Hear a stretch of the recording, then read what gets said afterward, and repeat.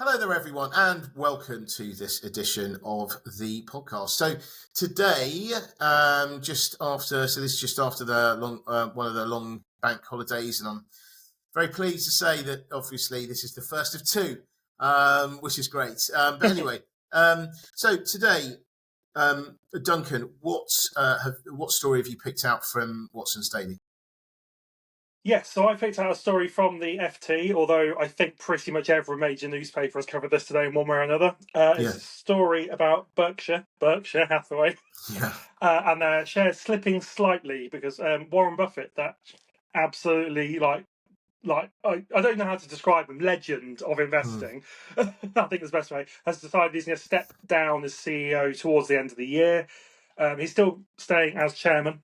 But his current vice chair, Greg Abel, will be taking over as CEO. Obviously, that naturally comes with a little bit of uncertainty, hence the slight slip. And I just thought this was really interesting for a few reasons. One, because of what an absolute legend he is in his field. Mm-hmm. And secondly, because we were talking about succession planning last week. And I saw this come this morning and went, we were talking about this last week. And actually, off the podcast, when we were chatting about it beforehand, we actually used Warren Buffett as an example between us, and obviously not knowing a week later this would be a story. So like I said, not surprising, it's a slight slip. I personally think it will just be a slight slip, and I think it will recover. Because I think there's Warren Buffett stepping down isn't as surprising as, say, a CEO in their 40s stepping down. The guy's 94. At some point, investors within that company will have known he's probably going to call it a day, and that whether that's because he actually decides to step down or whether, bless him, he passes away, at some point in the not too distant future, he wasn't going to be in charge. Yeah. So I think, like I said, slight slip, expected, but I think it will recover fairly quickly. Although Greg Abel has got huge shoes to fill. Yeah. Because obviously, like it's 6 decades worth of very, very good investment. I mean, the guy has got a track record better than anyone's that I can think of. Yeah. Like I said, legend is about the only word you can use to describe him, really, because he very rarely, as over those 6 decades, has got anything wrong. He's like I said, he's missed a few things, big companies, but in the main, across a very wide range of investments, he's done a very, very good job. So I think the next few months will be interesting as they gear up towards the actual handover date. I think that will be interesting, and I think it'll be interesting watching how they kind of negotiate and navigate that once the handover has happened, essentially. Obviously, Warren Buffett will still be around because he's still going to be chair, but the actual day-to-day running will be somebody else. And I think that could be interesting. It's a potentially kind of slightly volatile time for them, I think.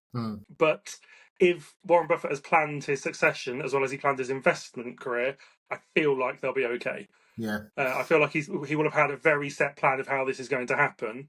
And there might be a little bit of uncertainty, but he will probably be there talking to all the people he needs to talk to, going, no, this is going to be okay. You don't need to panic. This is going to be fine. In the same way that he spent 6 decades going, actually, yeah, investing with me is a really good idea because I can do X, Y, and Z. I feel like he'll be having similar conversations about this is why I've chosen this person. I've, in the most professional way possible, groomed him for this role. And that, like, this is going to be good. We're going to continue to prosper. Just trust me on this. I feel like because of how much gravitas his opinion will have, I think they'll be okay. But it's still really interesting, particularly as we were talking about succession planning last week. What's your take on this one? Well, first of all, I think that Warren Buffett would have called Greg Abel into his office and said, "Listen, do you think you can take this job on?" And I think I would fully expect to say, "Listen, I'm ready and able." You know, there we go. I was born able, man. I was born able. Yeah, sorry. I was just really. I'm sorry. I just had to get that out. We just turned that into a Hollywood film, haven't we? Absolutely turned that into a Hollywood film moment. I am able. When they made the biography. Yeah, nice. Anyway, right, no. So I would not use. I mean, we have used the word legends, but he really deserves this. You know, I think, and I may well have said this before in previous podcasts, but the thing from my sort of experience in the industry, I would suggest that the reason why he's rare is because he's outperformed over such a long period of time. There are great investors out there, absolutely, and there are famous ones like Bill Ackman and Cathie Wood, and there's a few, but let's take Kathy Wood, for instance, right? Kathy Wood of ARK Invest, she did really well because she was very much tech focused, which has been brilliant for a number of years. And then suddenly tech fell out of bed and then her performance died. And, it just goes to show how difficult this genuinely is. And, there are a lot of people out there who talk about how easy investment is and how everyone makes it more complicated than it actually is. Anyone that tells you that is lying, because it's not. It's it is difficult. It requires discipline. It requires a lot of time and energy to do it right. And even then, you can still get it wrong. And so I think that the other thing as well is I really believe that he's special because you very rarely get people that invest, accurately over that long period of time, because what I think they tend to do is they tend to. So one of the most important things as an investor is to build up a track record. So I was just a broker. I was on the sell side, so I was advising and stuff. But on the buy side, so which is where fund managers sit, they have to sit there for a long time, and they have to build up a track record. It is not advisable as a fund manager to move every couple of years, whereas on my side of the fence, actually it wasn't too bad a thing. In fact, it was the best way of getting the most money is to probably move every 2 to 5 years, something like that, unless something really, you got someone that was really good and you thought, well, I'm going to be an MD or something like that, in which case you might as well stay. But generally, on the buy side, you're better off staying somewhere for a reasonable amount of time and building up a track record. First of all, 1 year, 2 years, 5 years, 10 years, longer, and that becomes your calling card. And that's when people start approaching you for jobs and running funds and stuff like that. So, but again, you get some people. A good example of this would be Neil Woodford, for instance. He was, he was a really good investor, great track record over 25 years or so. And, did the classic thing. He goes off, he forms his own fund. Lots of his clients think, yes, we've been with him for 25 years. He's been great. Right, here's loads of money. Do what you want with it. So he does pretty well over the next few years, and then he gets caught short because he's put too much money into, I think one thing. And normally when you're at a big institution, there are safeguards in place which stop you from, even if you might want to, putting all your money or too much money into one thing or one area. But he didn't. It seems that, I don't know the whole case, but basically he put too much money in one particular thing. That was, dying. And then everyone heard and thought, oh, hold on a minute. He's too exposed to this. We want to take our money out. And they all tried to take their money out, but you couldn't take his money out because it's an illiquid thing, so you can't quickly sell it and stuff. And it all collapsed around his ears.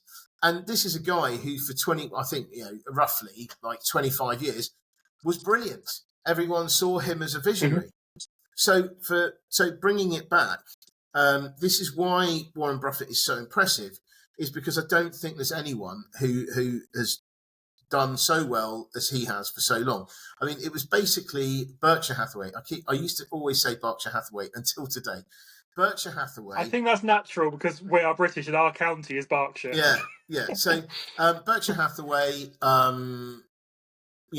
basically him and Charlie Munger. Charlie Munger died last year or something. He was kicking on a bit as well, like 99 or something. So I mean, they've done really, really well, and I'm sure that they will have in place someone who is able to do this job, and but it's still going to take a long time for investors to truly. Let's face it, they're never going to trust him as much as they trust Warren Buffett, because he's not Warren Buffett. But the next best thing is being Oh God, this is going to sound bad.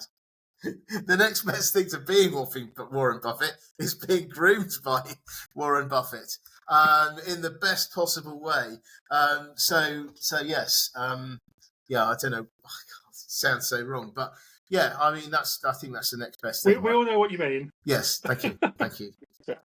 I'm sorry, Warren, if you're listening. I mean, yeah. Sculpted doesn't sound any better. You start talking about sculpting people. That doesn't sound any better. No. We know what you mean. Yeah, So, personally chosen, personally brought up to that level by the man himself. You'd expect he is.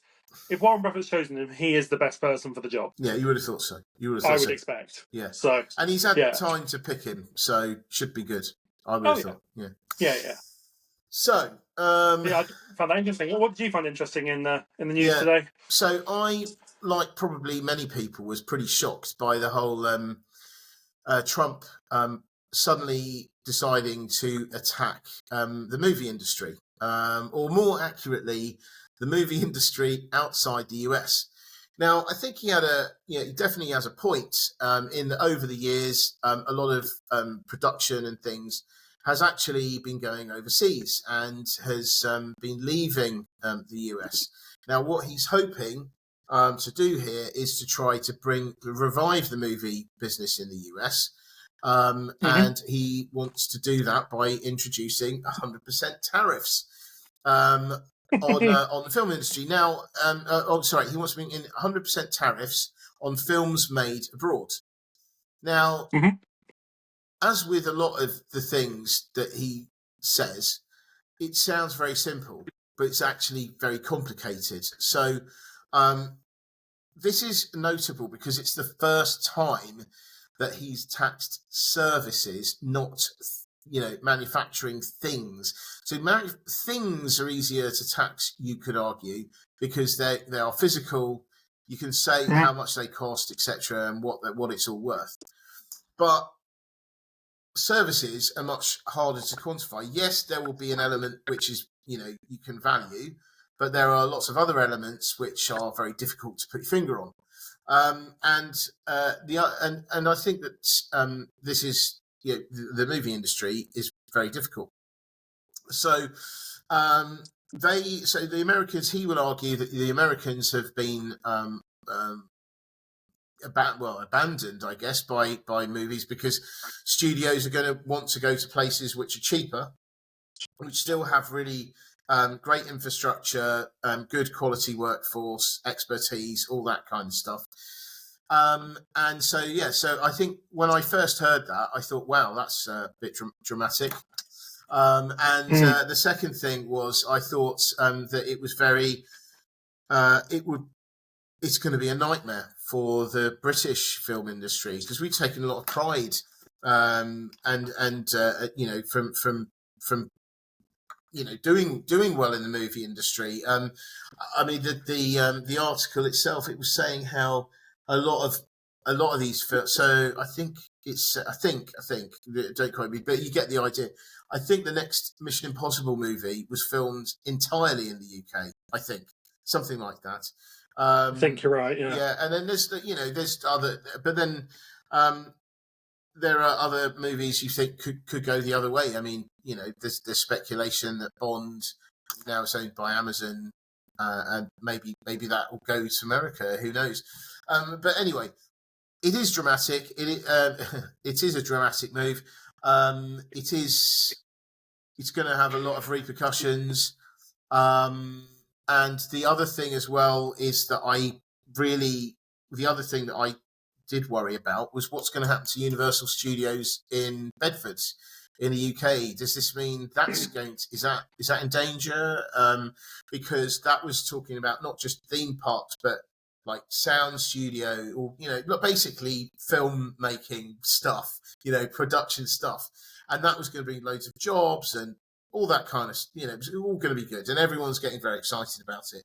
So is that going to be put into question? So lots of things to think about. I believe that it will, I would have thought this is going to be very much a part of the forthcoming negotiations of a US-UK trade deal. You'd think, But yeah, what do you think? Yeah, I'm similar to you. One of my first thoughts when I read this story was about the Universal Bedford project, because they said it's more than just a theme park. It is a massive, or it's meant to be, meant to be a Yeah. massive project again across pretty much every, like I said, every aspect of the media process, isn't it? Yeah. And that my first thought was kind of, is that still going to go ahead? Will they back out? How far along is the legal paperwork? Can they actually back out? Yeah. Like that could really scupper the project. It could also really damage Universal if they're already too far in to pull out without massive financial penalties. And then my other thought really was, because it's, like you said, he's done a wonderful job of making it sound really simple again, and just gone 100% tariff on films made outside the US. You're like, on what? The price of buying the DVD in the US, or every single subcontractor? Because if it's a case of any American subcontractor that works on a film outside the US has to put 100% tariff on their work, then you might find there could be a load of American kind of freelancers that are struggling to get work, because actually it's cheaper for a studio in the UK to employ someone from Europe because they don't have to pay 100% tariff on it. And because it, like I said, because it's worded in such a simple way, you don't really know how far reaching that 100% tariff is. And if it's literally any product, service, or anything, then it affects a huge number of people potentially. It does. Yeah. So yeah. I'm partly hoping that it's something that he's done a few times, which is he actually has a fair point to start with on quite a lot of these. And like I said, he has a fair point here in terms of production of films and stuff. He's then gone, well, I want more of that in the US. He then announces a completely over-the-top tariff to get people to the table in a panic, to then hopefully get a deal out of it. And part of me hopes that that's what he's done with this. So actually, it ends up balancing out less than that and doesn't affect people quite so much. Or, like I said, he might be using it as a really kind of place of power to start those US-UK negotiations on. Yeah. But yeah, 100% tariff on everything to do with films made outside the US will affect, I think, a lot of people, a lot of projects. Very much so. And yeah, it might not. It's not going to be akin to the whole with slap tariffs and everything, and a load of Americans are complaining about the price of eggs going up. But it could affect a huge amount more people, I think, than you see on the face of it. Yeah. Depending on how that 100% tariff works, because like I said, he's made it sound very simple. Yeah. And just gone 100%. Yeah. And 100% on what? What? the whole industry has really suffered over the last few years. You've had the strikes, you've had the production problems. The COVID was absolutely devastating. The movie theatres, they're in trouble as well. The last thing they need is for something really, that hits the finances really hard. That's the last thing they need. But on a slightly selfish note, I'm sitting there going, well, maybe people will go to the theatre more. Yeah, that's right. Yeah, that's right. Movies become unaffordable. Go to the theatre. Go watch them acting in the theatre instead. Yeah. No, it's absolutely. What are you in? I'm currently rehearsing for the UK amateur premiere of Les Miserables. There you go, then. Oh, that explains the shirts and stuff from the other day. I was wondering. Yes, I was wearing the hoodie, I think, on the podcast last week. Yeah. There we go. So yeah, everyone out there, you got to go and see. You got to go watch Duncan. Right? Don't watch these Hollywood movies, because watch a few of them, but after you've watched Duncan on stage, right? We'll watch them before the tariffs come in, and then maybe. Yeah, exactly. Yeah, that's a good point. But anyway, yeah. So I think this is this is an ongoing thing. I think it will be subject to the US UK negotiations. We'll just have to see how it works out. But another shocker from across the Atlantic. So, but anyway, on that cheery note, let's leave it there. And thank you very much indeed for joining me today. And more puns tomorrow. Yeah. More puns. We like puns. Thanks for having me. All right. See you then. Bye. Thanks a lot. See you later.